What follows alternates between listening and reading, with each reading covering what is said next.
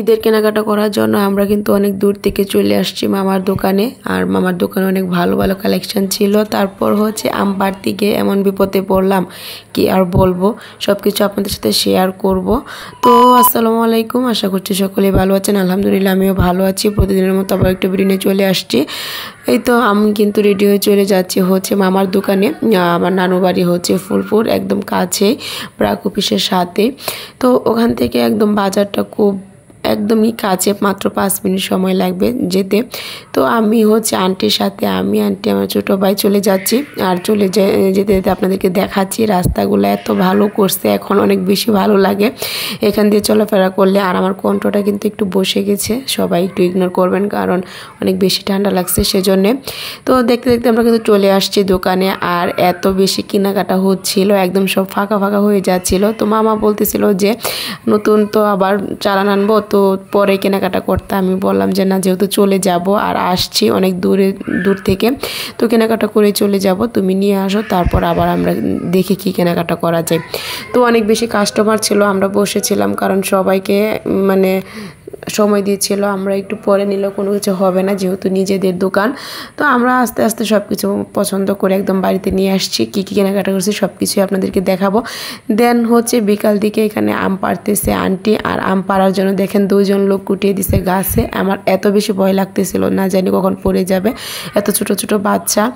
তো আমার অনেক বেশি ভয় লাগতেছিল, ওদেরকে নিয়ে বারবার বলতেছিলাম তোমরা নেমে যাও, কিন্তু ওদের এত সাহস, ওরা কি সুন্দর করে আম পাড়তেছিল। আর এখানে সবগুলা আম এত বেশি পাকা ছিল, গাছ পাকা আম খেতে তো অনেক বেশি মজা, তাও আবার নানুর বাড়িতে গিয়ে। মনে অনেক খুশি নিয়ে আম গাছের নিচে আসছিলাম আম পাড়ার জন্য, কিন্তু এত বেশি ভয় পেয়ে যাব আমি কল্পনাই করতে পারি নাই। ওদেরকে দেখে আমার বেশি ভয় লাগতেছিল।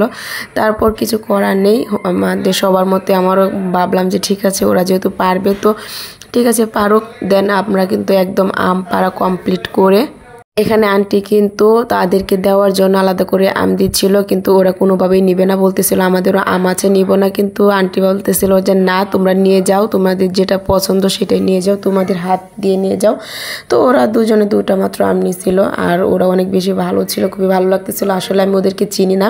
তারপরে তো এখানে আমরা আম নিয়ে বসে গেছি। দেখেন সবাই মিলে যেগুলো একটু কাঁচা ছিল ওইগুলো আন্টি একদম রোদে দিয়ে দিবে কেটে কেটে। আর হচ্ছে আমরা যেগুলো পাকা ছিল সেগুলো কেটে খাবো। আর গ্রামের বাড়িতে কিন্তু এভাবেই সবাই বসে একসাথে খাওয়া দাওয়া করে, এগুলো কিন্তু অনেক বেশি মজা, আড্ডা জমে।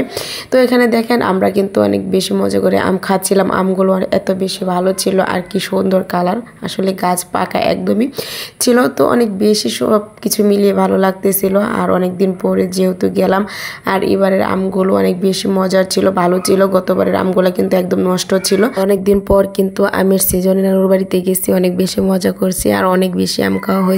তো আজকে ভিডিওটা আমার এ পর্যন্তই ছিল। আশা করছি আমার ভিডিওটা আপনাদের ভালো লাগছে। যদি আমার ভিডিওটা ভালো লাগে সবাই কিন্তু আমার ফেসবুক পেজটি ফলো এন্ড শেয়ার করে দিবেন। আমার ফাতেমা সীমা ব্লগ ইউটিউব চ্যানেলটা সাবস্ক্রাইব করে দিবেন।